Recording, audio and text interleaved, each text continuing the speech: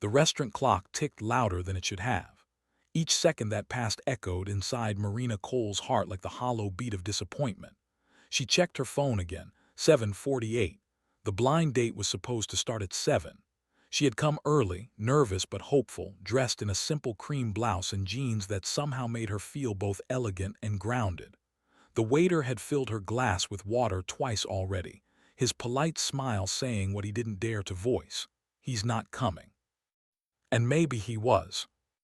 She tried to remind herself that she had agreed to this only because her best friend insisted. You deserve to smile again, Marina. But it had been 3 years since her fiancé, Jason, passed away in a car accident, and smiling felt like something she'd forgotten how to do properly. She wanted to move on, but every time she tried, grief found a way to sit beside her like an unwanted guest. And now, as the seat across from her remained empty, it felt like another cruel reminder that love wasn't coming back. If you believe in kindness, second chances, and unexpected miracles, please take a moment to like, comment, share, and subscribe to Soulful Stories. Because sometimes, love walks in when you least expect it. Marina picked up her phone, ready to send that awkward "guess you got busy" text, when the restaurant door opened with a rush of laughter and tiny footsteps. 3 little girls, identical, with chestnut hair tied in messy ponytails, walked in holding hands. They looked around curiously before marching straight to her table. "Excuse me," said the one in front, her voice small but sure. "Are you Miss Marina?" Marina blinked, startled. Yes." The girl smiled, revealing a missing front tooth. "My daddy's sorry he's late." Before Marina could respond, the other two nodded solemnly as if confirming official business. "He said to tell you he had to park the car," one said. "And he said please don't be mad because we made him late." And just as Marina's lips parted in confusion, a man rushed in, tall, slightly disheveled, with a look of pure panic softening into relief when he saw them. His eyes, a deep sea green, locked onto hers. "Hi," he said, catching his breath. "I'm Gabe, and these 3 tornadoes are mine." For a moment, Marina just stared. A single dad. The dating app profile had mentioned he loved adventures and coffee, but not this. She couldn't decide whether to laugh or run, but when she looked at the girls again, something inside her softened. They were whispering to each other and giggling as if this was the most exciting mission of their lives.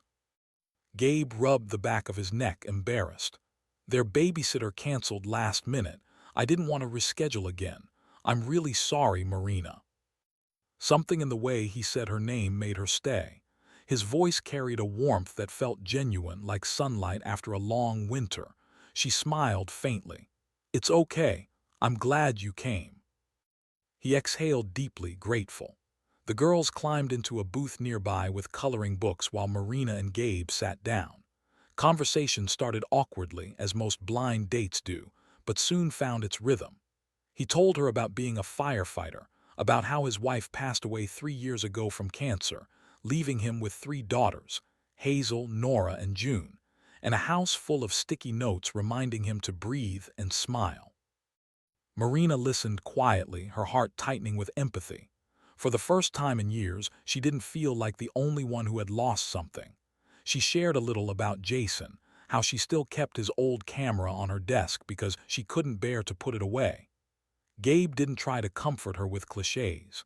He just listened, really listened, and sometimes that's the rarest form of kindness. As the evening light filtered through the window, the restaurant turned golden and soft. Hazel spilled apple juice, June giggled so hard she snorted, and Nora insisted Marina should help her pick a dessert, because you seem like someone who likes chocolate. Marina found herself laughing, genuinely laughing, the kind that came from deep inside and shook the dust off her heart. By the end of dinner, Gabe looked at her the way people look at something they're afraid to lose too soon. "Thank you for not walking out," he said quietly as the girls packed up their crayons. "It's been a long time since I've seen them smile this much." Marina smiled back, and for the first time in years she meant it. Over the next few weeks, Marina didn't just get to know Gabe, she got to know the girls. They called her Miss M and left her little notes with hearts and stick figures. They baked cookies together, well, mostly burned them, watched Disney movies on Friday nights, and had pancake Sundays where Gabe would always flip one too high and pretend it was on purpose. But as their bond grew, so did Marina's fear. She hadn't planned on falling for someone again, especially someone who came with three little souls depending on him. Love, she had learned, wasn't just a feeling, it was a promise, and promises could be broken. One evening, after putting the girls to bed, Gabe found her sitting quietly on the porch swing. "You okay?" he asked. She hesitated, her eyes following the glow of fireflies in the distance. "I'm scared," she whispered. "You've already lost someone. I've already lost someone. What if all we do is hurt each other trying to fill the spaces they left?" Gabe sat beside her, the night settling between them like a gentle secret. "Maybe we're not trying to fill their spaces," he said softly.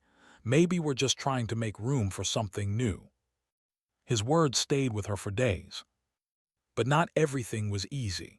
The world wasn't always kind to people who found love after loss. One afternoon at the girls' school, another parent whispered something sharp within earshot, and Marina overheard. "So that's the new one. Must be nice to replace a wife so quickly." It hit harder than she expected. That night, she didn't return Gabe's call. She needed to breathe, to remind herself she wasn't stealing anyone's place. She was simply being invited into new ones. The next day, a knock came at her door. When she opened it, the triplets stood there in matching pajamas, holding a handmade card covered in stickers. In crooked letters, it read, "Please don't be sad, we like you. Daddy does too." And behind them stood Gabe, holding flowers that looked slightly wilted from being carried too long. "They insisted on coming," he said sheepishly, "but I wanted to come too." Tears blurred her vision as she knelt to hug the girls. "I'm not going anywhere," she whispered. "I promise." Time passed. Seasons changed. The ache of the past never fully disappeared, but it softened, like a scar that no longer hurts to touch. Gabe and Marina built a life stitched together with small joys, birthday parties, school projects, movie nights. Laughter echoing down hallways that once knew only silence. One bright summer afternoon, Gabe took Marina and the girls on a picnic by the lake. The triplets chased butterflies while Marina unpacked sandwiches. The air smelled of grass and hope. When she turned around, she saw Gabe kneeling, not in panic this time, but with a small velvet box in his hand. Her breath caught. He smiled, eyes shining with quiet emotion. "Marina, I don't want you to just be part of our story. I want you to be our home." The triplets squealed in delight, chanting, "Say yes," over and over. Marina's tears came faster than words. "Yes," she finally managed, laughing through the sobs. "1,000 times yes." They embraced, the girls wrapping their little arms around both of them. In that moment, surrounded by sunlight, laughter, and love reborn, Marina felt something she hadn't felt in years: peace. The wedding was small, held in the same park where they had their first picnic. The girls wore matching flower crowns and insisted on walking Marina down the aisle. As she looked at Gabe waiting at the altar, holding a bouquet the triplets had helped make, she realized something profound. Love isn't about replacing what's lost, it's about honoring it by allowing your heart to open again. Life, she had learned, doesn't always go according to plan. Sometimes, it breaks you so it can rebuild you stronger, softer, kinder. And sometimes, the most beautiful beginnings come disguised as endings you thought you'd never survive. After the ceremony, as they all danced barefoot under string lights, Gabe whispered in her ear, "Remember our first date? You thought it was a disaster." Marina laughed, glancing at the girls spinning in circles nearby. "It was the most perfect disaster of my life." If this story touched your heart, please like, comment, share, and subscribe to Soulful Stories. Every story we tell is a reminder that love, no matter how late it arrives, always finds its way. And before you go, tell us in the comments below, do you believe in second chances? And if love gave you one, would you take it? That night, long after the laughter faded and the stars took their place above, Marina sat on the porch with Gabe's arm around her shoulders. The triplets were asleep inside, dreaming the way only children can, without fear. The world was quiet, and for once so was her heart. Because sometimes a blind date might start with an empty seat. But if you're patient, if you still dare to hope, one day love walks in, smiling through the doorway, saying softly, "My daddy's sorry he's late." The morning sunlight poured through lace curtains, scattering tiny gold patterns across the wooden floor.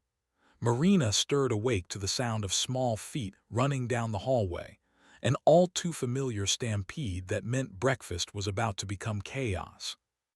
"Mommy, Mommy, Daddy burned the pancakes again."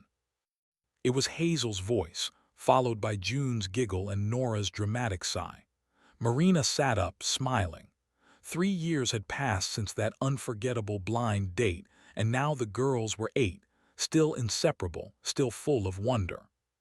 She pulled her robe tighter and walked into the kitchen, where Gabe stood, flipping a pancake that looked more like a comet than breakfast. Flour dusted his hair like snow, and one of the girls had drawn a smiley face on the counter with syrup. "I told you we should have made cereal," Nora announced proudly. Gabe gave a helpless grin. "I was trying to make a memory, not a mess."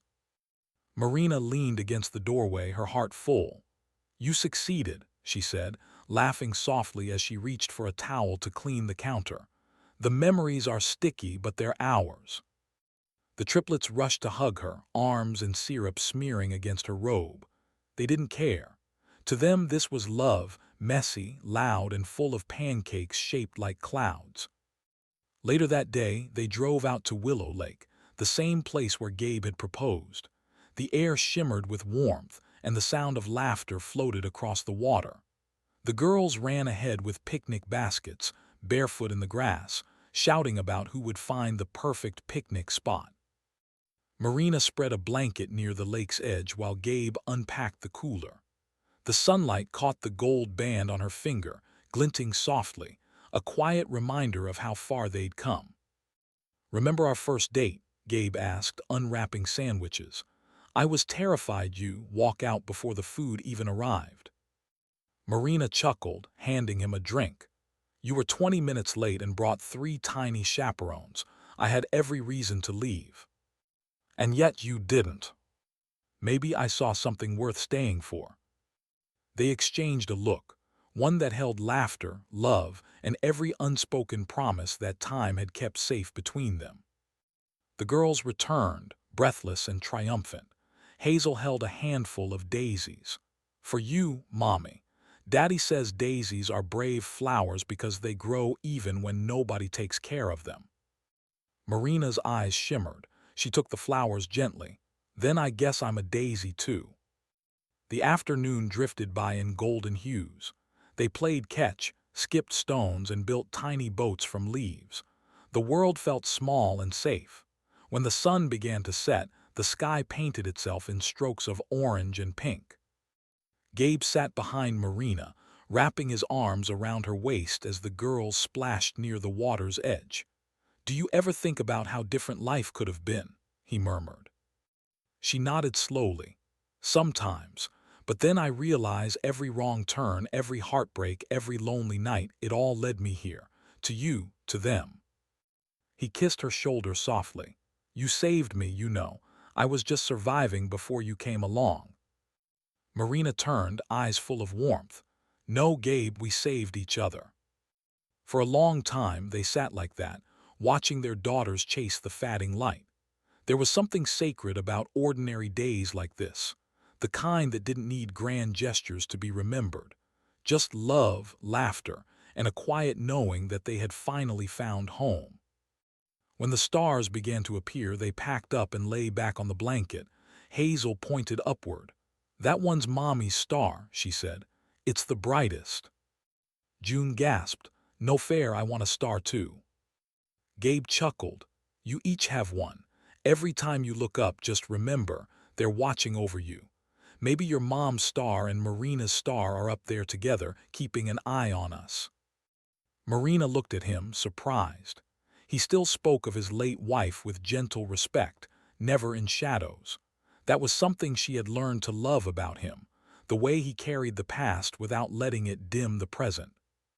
She took his hand. "You're good at this, you know." "At what?"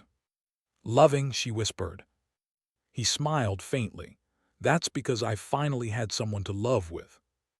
Weeks later, the family hosted a small backyard barbecue. Friends, neighbors, and laughter filled the air. The girls performed a show they'd rehearsed for days, a song about their bonus mommy, complete with dance moves and a cardboard heart taped to a stick. When they finished, Marina clapped with tears streaming down her cheeks. Hazel ran over, holding out the cardboard heart. "We made it for you, because you fixed our family's heart."